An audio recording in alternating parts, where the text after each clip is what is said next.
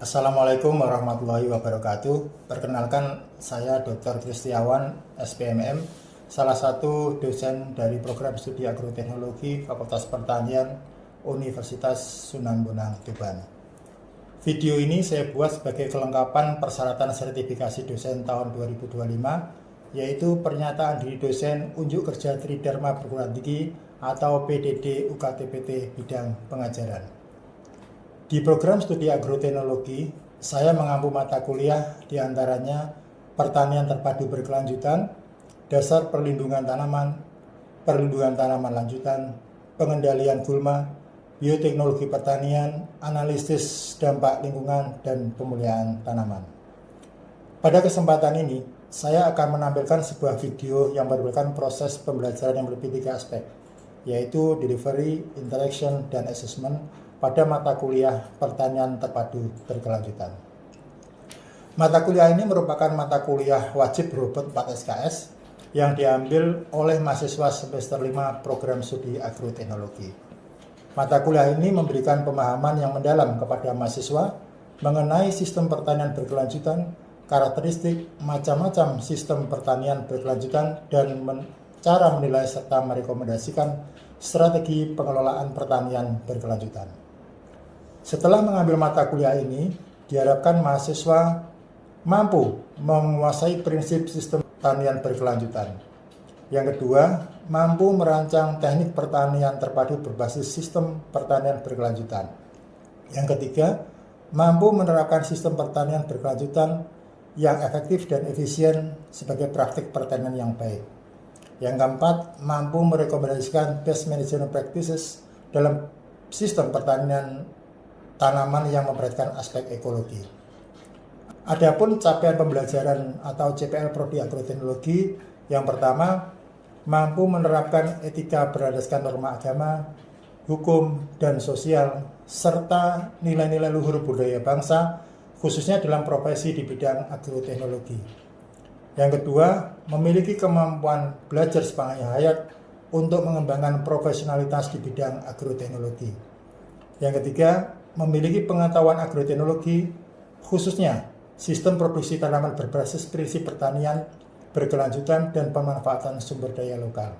Yang keempat, mampu menerapkan teknologi produksi tanaman yang adaptif terhadap perkembangan era industri 4.0 berdasarkan pengetahuan agroteknologi dan prinsip pertanian berkelanjutan. Metode pembelajaran yang dilakukan, yang pertama adanya kegiatan pembelajaran berupa perkuliahan tatap muka, tugas-tugas mandiri, dan praktikum lapang. Sistem pembelajaran dalam proses perkuliahan, seluruh tugas dan praktek lapangan dilakukan berbasis studi kasus yang relevan.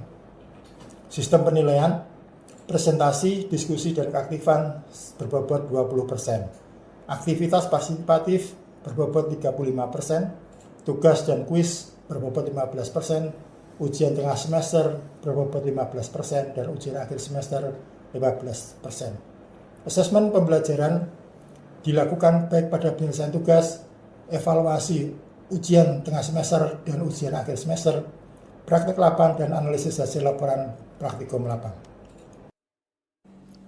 Referensi to for Biointensive Integrated Pest Management Fundamentals of Sustainable Agriculture, Erwin, RP Technology and Sustainable Agriculture Compatible.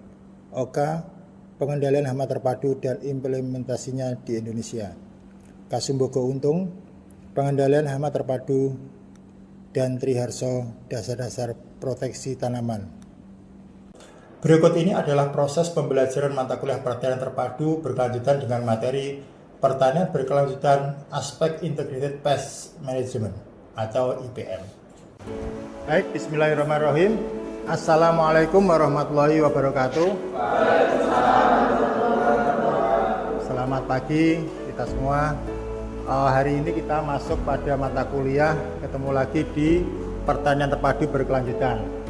Dan hari ini kita juga akan membahas terkait tentang Integrated Pest Management atau kita sering mengenal dengan nama pengelolaan hama terpadu.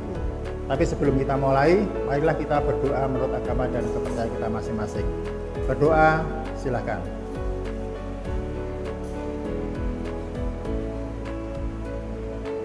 Selesai. Baik, teman-teman sekalian, kita akan melanjutkan pembahasan di mata kuliah ini yang memasuki topik tentang pengelolaan hama terpadu.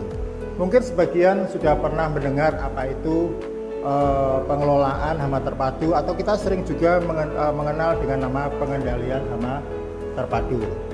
Jadi kalau kita berbicara dari awal pengendalian hama terpadu atau pengendalian terpadu itu, tentu kita harus berpikir ke belakang dulu ya. Kita mereview bagaimana proses pertanian yang terjadi di dalam kehidupan kita.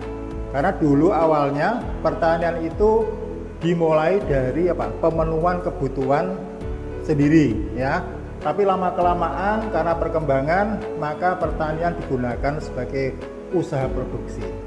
Nah, ketika di proses pertanian yang digunakan pemenuhan kebutuhan sehari-hari atau mungkin beberapa waktu yang lalu, pengelolaan atau pengendalian hama penyakit itu masih menggunakan metode-metode yang sifatnya alami ya.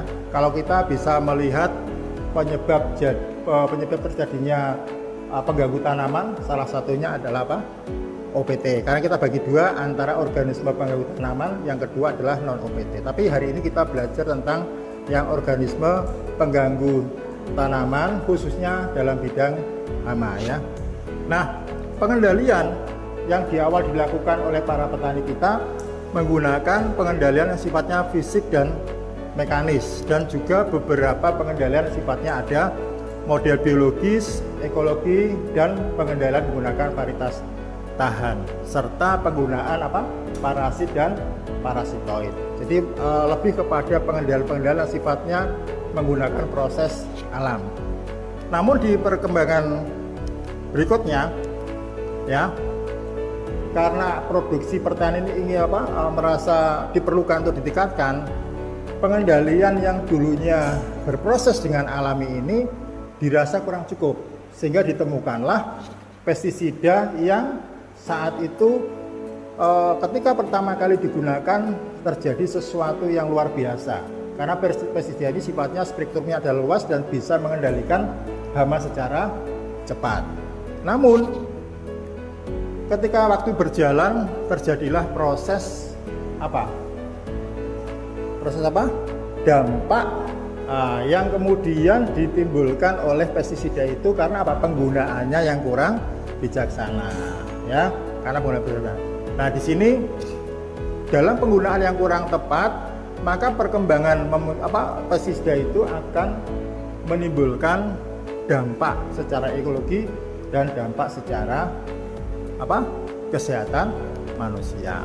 Nah, inilah kemudian muncul konsep pengendalian terpadu, di mana pengelolaan hama terpadu ini adalah pengelolaan pada tanaman yang mengintegrasikan berbagai metode pengendalian secara holistik, sistematis, dan berkelanjutan. Jadi kata terakhir berkelanjutan itu artinya apa? Kita berpikir tentang jangka panjang terhadap lingkungan kita. Nah, ada beberapa definisi dari pengelolaan hama terpadu itu. Ini contohnya dari Kenmore tahun 1989, yang pada intinya proses pengelolaan hama terpadu atau pengendalian terpadu itu adalah memadukan ya segala upaya yang terbaik di dalam proses pengendalian hama di tanaman kita. Ini ada juga secara umum, maka muncul perpaduan beberapa teknik pengendalian hama, namun di dalam proses pelaksanaannya harus menekankan ada 3 aspek utama. Ada aspek ekonomi, aspek sosial, utamanya adalah ekologi, atau juga kita berbicara tentang lingkungan. Nah, kenapa kita harus menggunakan pengelolaan hama terpadu? Jadi kita mulai pengelolaan hama terpadu ini, yang pertama dulu pengalaman bahwa ada kegagalan konvensional, pengendalian konvensional tadi yang menyebabkan munculnya hama menjadi resisten atau menjadi tahan, atau bahasanya dia kalau diberikan dosis yang semakin meningkat dia semakin tahan terhadap perlakuan pestisida. Yang kemudian yang kedua, timbulnya resurgensi hama. Jadi ada peledakan hama setelah proses aplikasi pestisida yang diberikan pada sasaran. Kemudian yang ketiga adalah ada letusan atau peledakan hama sekunder atau hama kedua.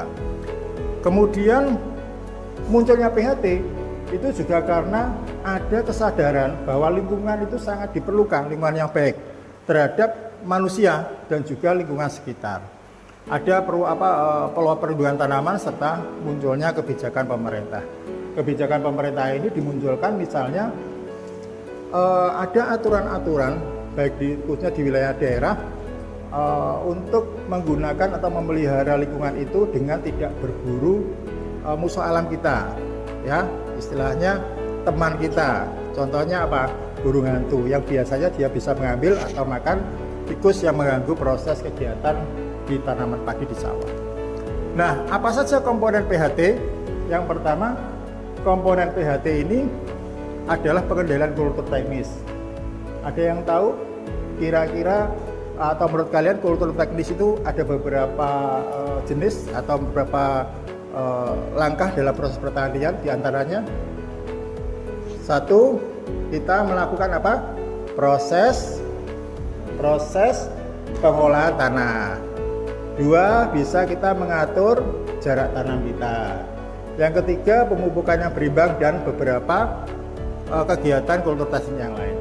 Yang kedua adalah pengendalian hayati. Kita memanfaatkan musuh alam kita yang digunakan untuk mengendalikan hama-hama yang nanti akan merugikan di tanaman kita. Kemudian ada pengendalian kimiawi, kemudian pengendalian varietas tahan, pengendalian fisik secara mekanis, dan juga pengendalian secara peraturan. Pengendalian fisik dan mekanis, kira-kira apa menurut kalian yang kalian kenal? Ya? Mengambil ulat di tanaman, atau kita bisa mengambil telur dari hama yang ada. Kemudian juga secara membuat barrier, ya, pelindungan di barrier di lingkungan tanaman kita.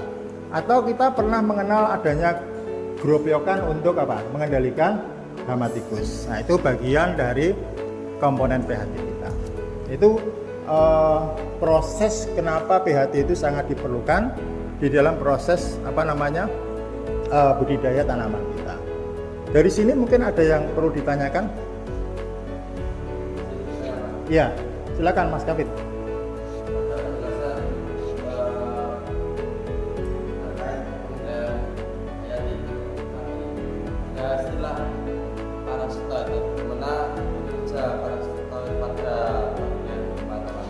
Baik, pertanyaan yang bagus. Bagaimana kinerja parasitoid untuk mengendalikan hama pada tanaman kita?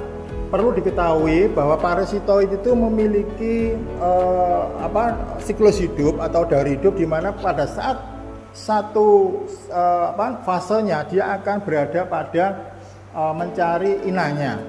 Jadi serangga tertentu yang bisa digunakan sebagai perlewatan dari hidup mereka, ya, atau siklus hidup mereka.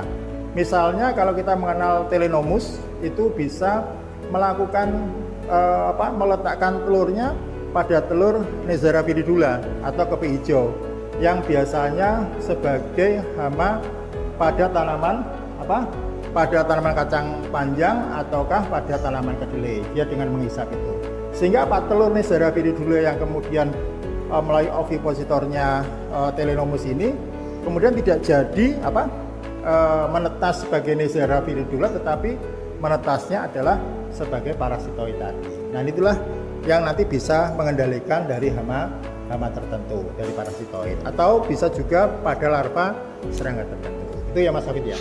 Ada lagi? Ya, silakan Mbak Rohana. Sebelumnya perkenalkan, nama saya Siti Rohana. Yang ingin saya tanyakan, tadi dijelaskan bahwa pengelolaan hama terpadu dalam pelaksanaannya menekankan aspek ekonomi, sosial, dan lingkungan. Yang saya tanyakan, apakah diperbolehkan dalam pengelolaan terpadu ini petani menggunakan pestisida? Mengingat dalam situasi tertentu, hama dapat berkembang dengan cepat dan mengakibatkan kerusakan pada tanaman. Baik, ya, pertanyaan yang bagus juga. Sekarang pertanyaannya, boleh nggak ketika pengelolaan hama terpadu itu menggunakan pestisida? Jawabannya boleh. Tapi, ada tapinya atau namun, penggunaan pestisida ini sebagai alternatif akhir ketika proses yang dilakukan dengan tahapan-tahapan di pengendalian terpadu itu sudah dilakukan. Ya, dengan caranya bagaimana melihatnya? Dengan cara kita bisa melihat dari ambang ekonomi ataukah tingkat kerusakan yang menjadi batas tertentu apakah perlu dikendalikan apa tidak. Ya, itu jadi kalau misalnya tiba-tiba hama itu bisa berkembang dengan cepat dan akan menimbulkan dampak negatif terhadap atau kerusakan pada tanaman kita secara ekonomis, maka itu bisa dilakukan dengan menggunakan pestisida. Dengan catatan ada 3 hal yang perlu kita perhatikan, diantaranya adalah 1, dalam proses pelaksanaan harus tepat waktu, tepat dosis, dan tepat sasaran. Jadi kalau 3 itu dilakukan dengan konteks menjaga lingkungan kita, maka pestisida ini bisa digunakan dalam batasan yang aman, gitu ya. Ada lagi?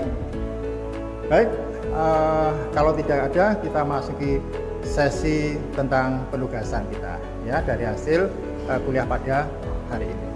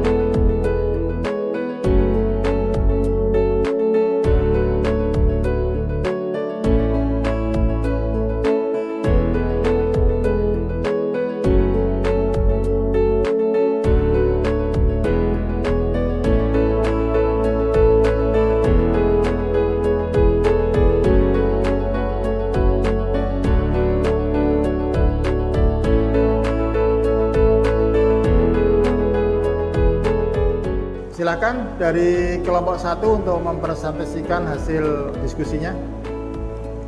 Baik, Assalamualaikum warahmatullahi wabarakatuh. Waalaikumsalam warahmatullahi wabarakatuh. Perkenalkan, nama saya Muhammad Sulaiman, mewakili kelompok 1.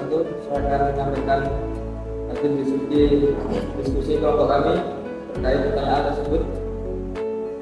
Munculnya hama struktural Fructiferta caeruleosa dan menyebar dari mulai Sumatera hingga Madura. Salah satu penyebabnya bisa dikarenakan terbawa bibit atau tanaman yang berasal dari luar negeri atau luar pulau dan tidak melalui proses karantina tanaman sehingga hama tersebut dapat masuk ke wilayah dan berkembang baik sangat cepat. Perkembangan yang cepat ini dapat terjadi karena proses dalam hidup serangga mampu bertelur untuk menjadi larva atau ulat dalam jumlah yang sangat besar, sehingga hal ini sangat mendukung cepatnya perkembangan ulat jagung. Di samping itu, hama baru yang berupa ulat jagung ini memungkinkan belum memiliki musuh alam yang memiliki jumlah yang lebih besar, sehingga keseimbangan pengendalian serangga aggregasi berupa patogen maupun predator dan parasitoid merupakan proses untuk melakukan pengendalian dalam jumlah yang memadai. Dugaan penyebab kedua bisa dikarenakan ulat ini awalnya belum menjadi hama utama, namun akibat penggunaan pestisida yang bijaksana, maka hama sekunder ini berkembang secara cepat menjadi hama utama, atau dalam istilah pengelolaan hama terpadu menjadi peledakan hama kedua. Sekian presentasi dari kelompok 1. Baik, terima kasih. Jadi pada intinya dari kasus yang pertama itu ada kemungkinan ulat spodoptera tadi atau larva itu belum memiliki musuh alam yang potensial sehingga dia bisa berbiak dengan cepat. Jadi setelah ditemukan musuh alamnya atau cara pengendaliannya, maka secara otomatis populasinya bisa dikendalikan. Nah, itu kajian dari kelompok 1 tadi. Sekarang silahkan dari kelompok 2 untuk menyampaikan hasilnya. Perkenalkan, nama saya Fitri Nurul Dewi. Di sini saya akan menyampaikan hasil diskusi dari kelompok 2. Hama orang merupakan variasi yang sangat membahayakan dan dapat berkembang dengan cepat. Satu ekor hama orang dapat menghasilkan 200 Desember dan menetas kemudian berkembang menjadi dewasa dalam kurun waktu 21 hari. Hama warung ini merusak tanaman dengan cara membuka cairan tanaman tadi yang besar. Warung juga merupakan sektor yang menyebabkan tanaman tadi terserang penyakit lumut. Dari kasus di atas dapat diduga bahwa penyemprotan pestisida di perkebunan dapat meningkatkan resistensi dan dalam artian hama akan menjadi tahan terhadap pestisida dan juga terjadi resistensi atau peningkatan jumlah hama dalam pasaran yang mencolok sehingga melalui ambang ekonomi segera setelah diadakan pengembalian dengan pestisida tertentu. Di sisi lain, penyemprotan yang disebutkan ini dapat menyebabkan akibatnya Ya, jadi dari kelompok 2 tadi disampaikan ketika ada kasus di satu daerah di Kabupaten Tuban itu melakukan tindakan penyemprotan pada salah satu hama di tanaman mereka, yaitu tanaman warang. Setelah 1 minggu ternyata malah populisnya malah naik. Ya, kenapa? Ya, karena kemungkinan ada bisa disebabkan oleh beberapa hal, diantaranya adalah yang pertama, dengan penyemprotan yang tidak bijaksana tadi bisa menimbulkan resistensi terhadap hama yang bersangkutan, ataukah setelah resistensi dia mengalami proses pelendakan peningkatan populasinya yang dinamakan dengan resurgensi dari hama tersebut. Tadi sudah kita lakukan mulai proses pembelajaran kita, kemudian ada penugasan yang sudah dikerjakan oleh kelompok 1 dan kelompok 2 dan sudah memberikan jawaban-jawaban yang luar biasa. Jadi kesimpulan dari kuliah kita pagi hari ini atau hari ini adalah bahwa pengendalian hama terpadu adalah pengelolaan hama pada tanaman yang mengintegrasikan berbagai metode pengendalian, ya, seperti pengendalian dengan menggunakan varietas tahan, dengan menggunakan kultur teknis, fisik mekanis, agen hayati, sampai pada titik akhirnya nanti jika diperlukan baru menggunakan pestisida sebagai alternatif akhir. Tentunya ini berpikir untuk pertanian berkelanjutan dengan menitikberatkan pada aspek ekonomi, sosial, dan ekologi tadi. Yang kedua, PHT atau pengendalian hama terpadu wujud dari kesadaran terhadap lingkungan hidup. Jadi ketika orang itu sudah sadar dengan lingkungannya, maka dia akan memperhatikan proses pengendaliannya pun dengan menggunakan proses alami. Kemudian yang didukung juga oleh pemerintah dengan adanya kebijakan-kebijakan yang nanti akan mendukung di proses pengendalian hama. Misalnya program pemerintah salah satunya yang sering kita lihat di lapangan dan sudah dilaksanakan adalah adanya sekolah lapang pengendalian hama terpadu. Jadi demikian teman-teman sekalian kuliah pada hari ini. Insya Allah kita akan ketemu pada pertemuan yang berikutnya dan saya akhiri, terima kasih. Assalamualaikum warahmatullahi wabarakatuh.